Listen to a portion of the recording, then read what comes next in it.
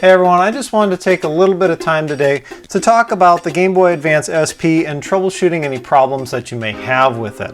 I recently replaced the shell on this one. This is an AGS 101. This is actually the one that you may recall from a previous video that I picked up for all of 35 bucks at Half Price Books. The original shell on it was in kind of rough shape. The corners were all worn. It was really scratched top and bottom. And it was really grubby. I just didn't want to deal with that casing, so I ordered a replacement one from China. The case was 10 bucks. I got it off of eBay and that included shipping. Took about 3-4 weeks to get here. The quality on it is pretty good in terms of the mold lines and the fit. So it's not 100%, but you know what? It's close enough. While I was doing the case swap, I encountered a couple of problems. I was able to fix some. And then there's one more that I'm going to be fixing now, showing you how to do. Let's get this thing taken apart and I can start showing you some of the things that do go bad in these and how you can go ahead and get them fixed. To get inside one of these, really you're only going to need a couple of different bits. Basically a very small Phillips head driver and then a small tri-wing driver. Let's get the battery cover off the bottom here first along with the battery. The original label from the old housing stuck on the bottom here, that's actually not very hard to transfer over. The trick is to use some heat. So I just basically took to the old bottom housing with a hairdryer, heated it up really well, peeled it up a little bit, and then very carefully peeled up the rest of it with some heat on there. And then I tried very carefully to not touch the adhesive as I smoothed it back down onto the new casing. So we've gotten the battery out. And now it's time to get the tri-wing driver out. So we've got 6 screws around the perimeter here.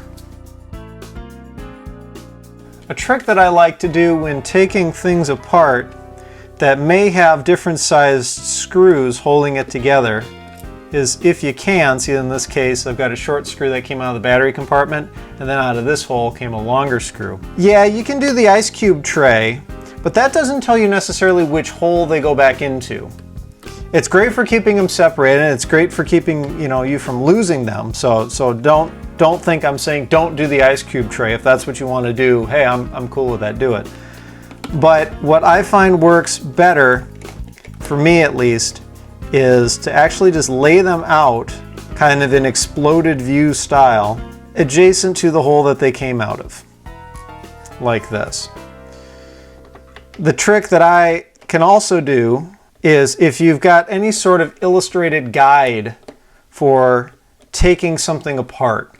For example, when I upgraded the hard drive in my iMac, there's about 10,000 screws that hold that thing together and every single one of them is different. I printed out the iFixit guide for doing that, and they're nice enough to include photos where they circle which screw goes where.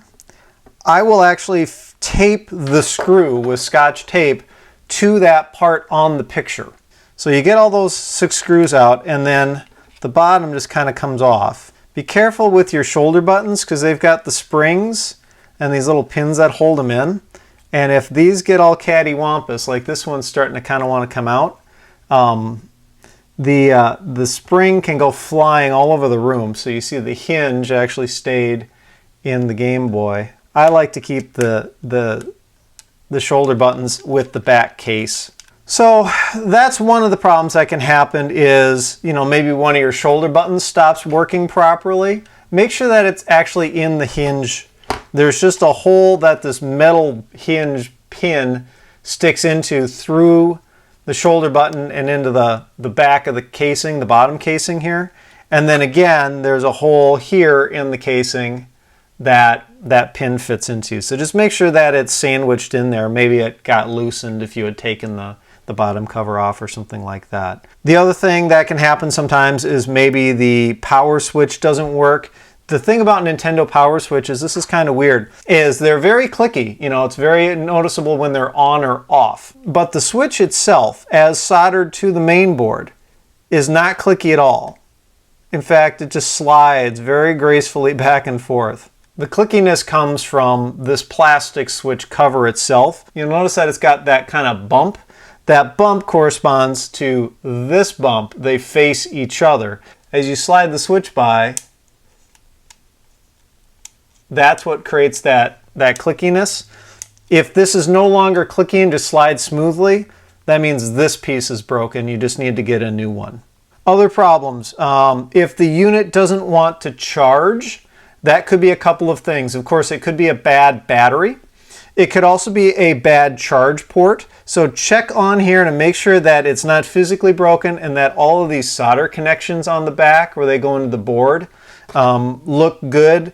It's possible that maybe, you know, something got tweaked, like the cable got tweaked while it was plugged in and one of these got disconnected or the whole thing got broken off. That happens with laptops quite a bit.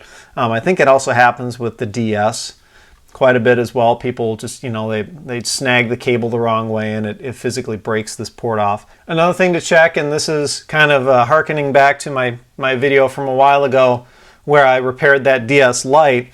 There are fuses inside these units as well, so if it doesn't want to power on or doesn't want to charge, you may want to check those fuses too.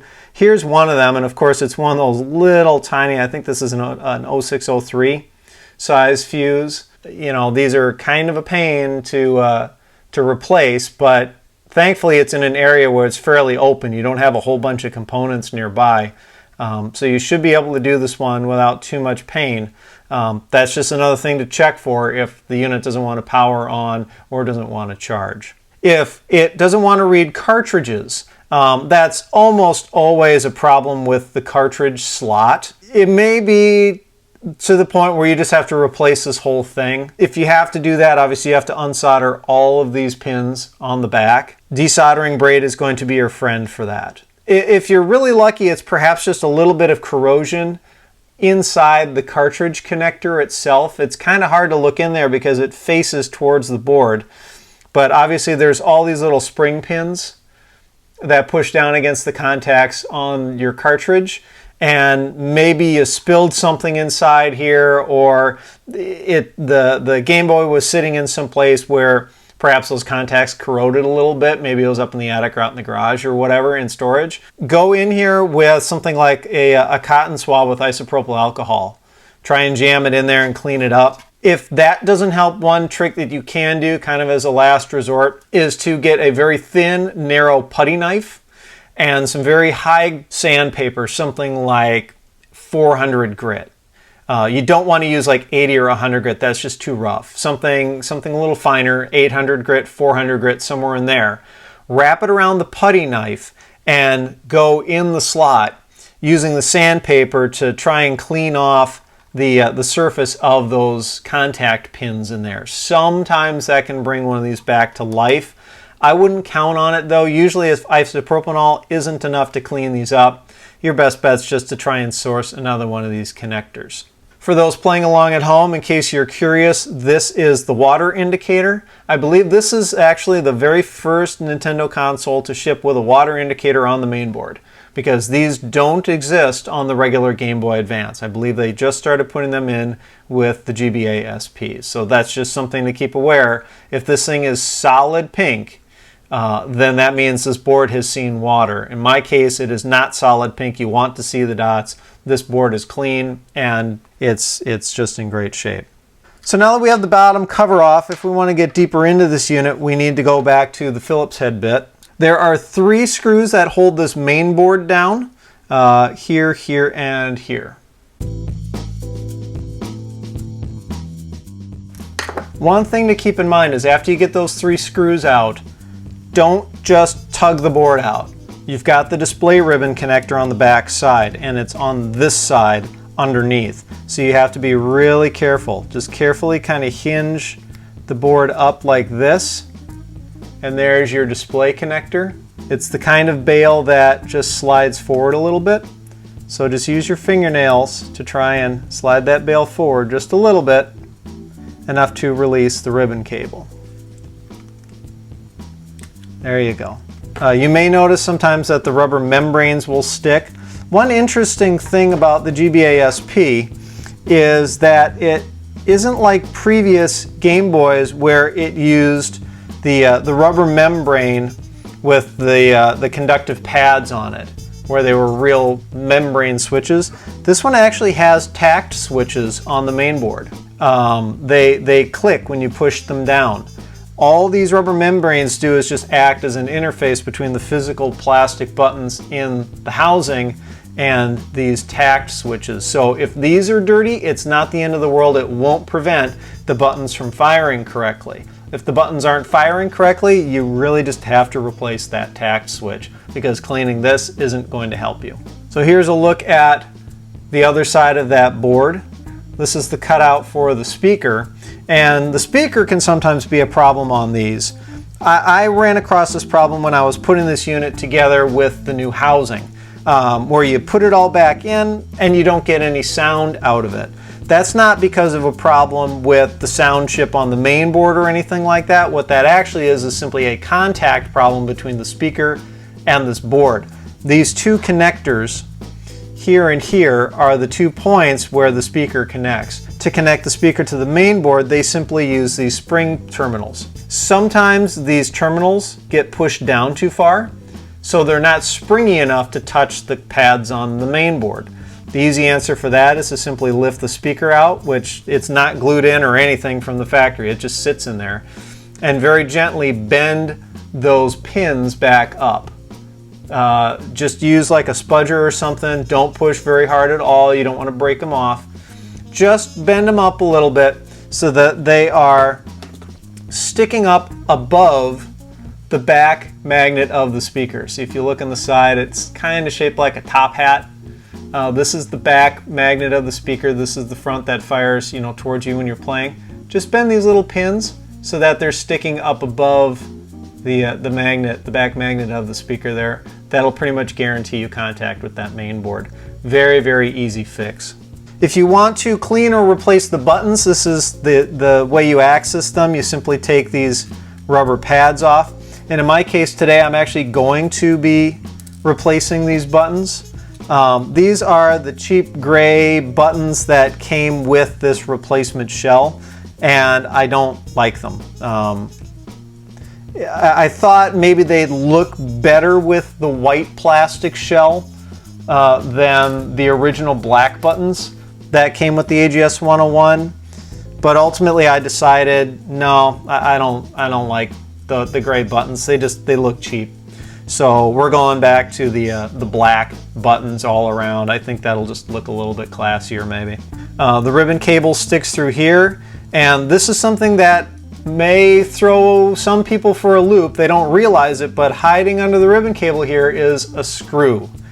This screw is what holds on the clutch cover, and you need to take the clutch cover off if you want to disassemble and remove the screen.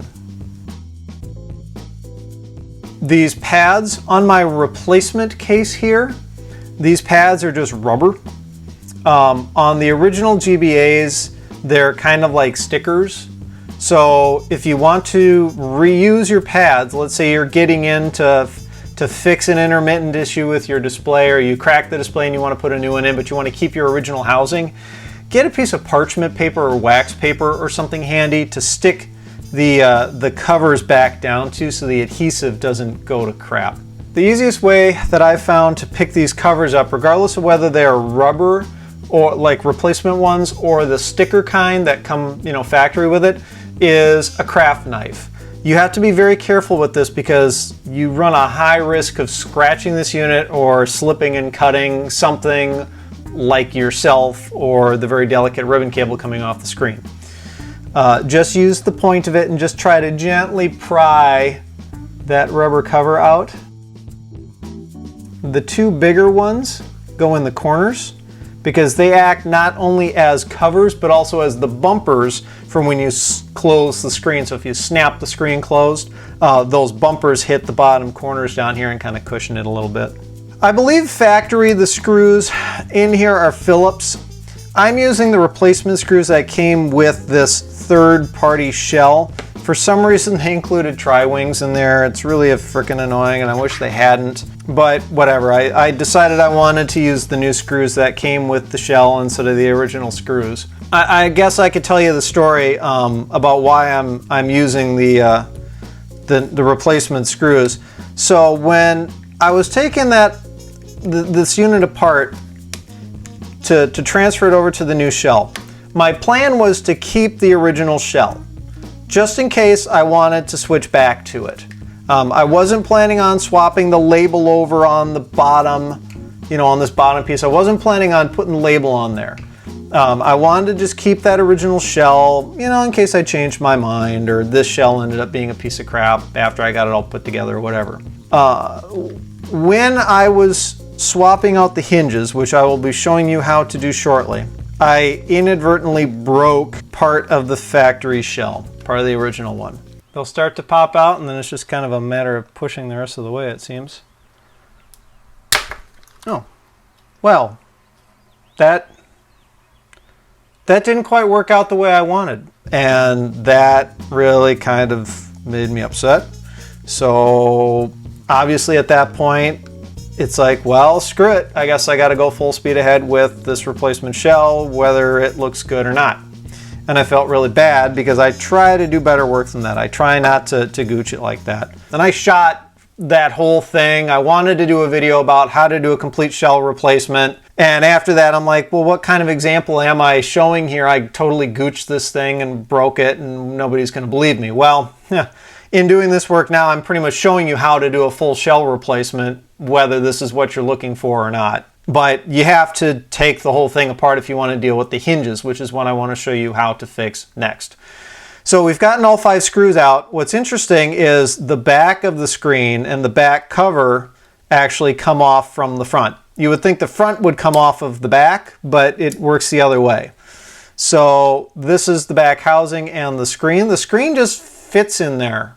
You can buy replacement lenses, and actually a replacement lens came with this shell, but I didn't want to try and pry this original glass lens up and put a new one on. I'm pretty sure this is glass. It cleans up pretty well. This one actually wasn't too bad anyway. It's got a few typical scratches on there. I don't know if you can see them or not, but they don't bother me. I don't care. I cleaned this thing up before I reinstalled it back in here, and I just called it done. So here's how you deal with the hinges.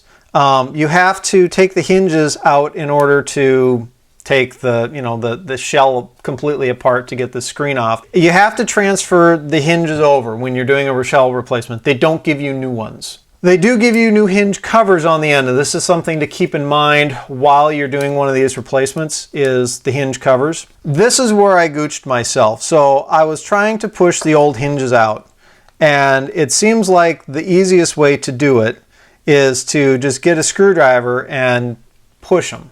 If you look in here, you can see there's kind of 2 halves, like a top and a bottom. Those are just the clips that keep it snapped in here. On this side, you'll notice I've only got like the bottom one and then kind of the remnants of the top. And I think that's partially why this hinge on this one's a little bit mushier than it was when it was in its original shell. So if that's the case with yours, or if one of those hinges just plain breaks, or maybe you've got the thing open and it snaps, it goes too far, and the ribbon cable in your display is fine. Here's how you replace these hinges. Yeah, sometimes you just gotta kind of muscle it in there. So you can see this one was actually not too hard to push out. I just got it against the desk and you just kind of push and it starts to come out. Maybe I need to close it to get it the rest of the way. Yep, okay. Oh, I didn't really break it anymore, so that's good. These are the hinges, and these covers just slide on like that. So when you're swapping the shell over or swapping the hinges out, don't forget that. So I've got replacement hinges here. I ordered them from a guy in Canada. They're labeled as being brand new. So the black one is the new one and the white one is the original one. And other than that piece of plastic that's broken off of the white one, these look pretty similar. So then to put the hinge back in, these seem to really only want to rotate in one way. You see on the top and on the bottom, there are those protrusions. And there's grooves in the hinge, side of the hinge, that correspond to those. So that's the way the hinge needs to just slide in there. And it's just a matter of kind of just pushing it in. You shouldn't need any tools for this. And that hinge, hear that? Much, much nicer. I'm debating whether I want to replace the other one. Oh, there we go. Those new hinges, much, much nicer. So let's get this guy put back together. I might as well hit the fast forward button.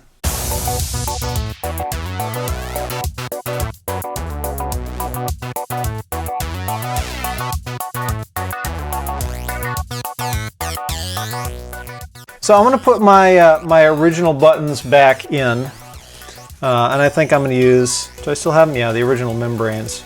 Oh, can we do it? Can we do it? Can we do it? I think we can. Oh, almost. Come on. Come on. Quick, quick, quick. Hit the bail. Quick, get the bail in there. I don't know if you can see this or not. I don't care. Okay, there you go. Woo! All right. The gold contacts face you. Oh, I almost forgot the speaker. Wow. I'm paying more attention to shooting the video than I am to actually doing the work. So the speaker just sets in there. Another tip, if you're swapping out these shells, that square nut needs to get transferred over. Maybe they'll give you a new one, maybe they won't, but this square nut needs to get transferred over from the old shell to the new one, because that is what the screw on the battery cover fastens into. If you don't have this, your battery cover won't stay on. So let's get the shoulder buttons swapped back out. I don't want to, you can stab yourself real bad with these little springs.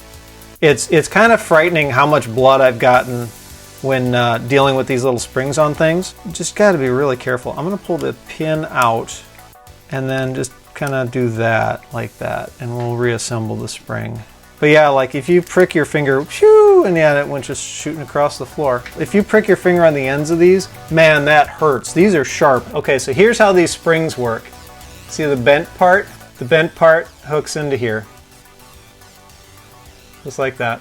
The hinge pin goes through that hole, goes through the spring, and falls down on my desk. So you get the shoulder button with the hinge pin installed in the bottom housing, and then not with your finger because you will prick it and bleed all over, but with a spudger or flathead screwdriver, take that spring and bend it around and then get it into that slot, a little hook. Not a whole lot left to do, just got to finish putting it together. I always put top on to bottom, because if you tip this thing upside down, the shoulder buttons are going to fall out. So let's get this guy thrown back together, shall we?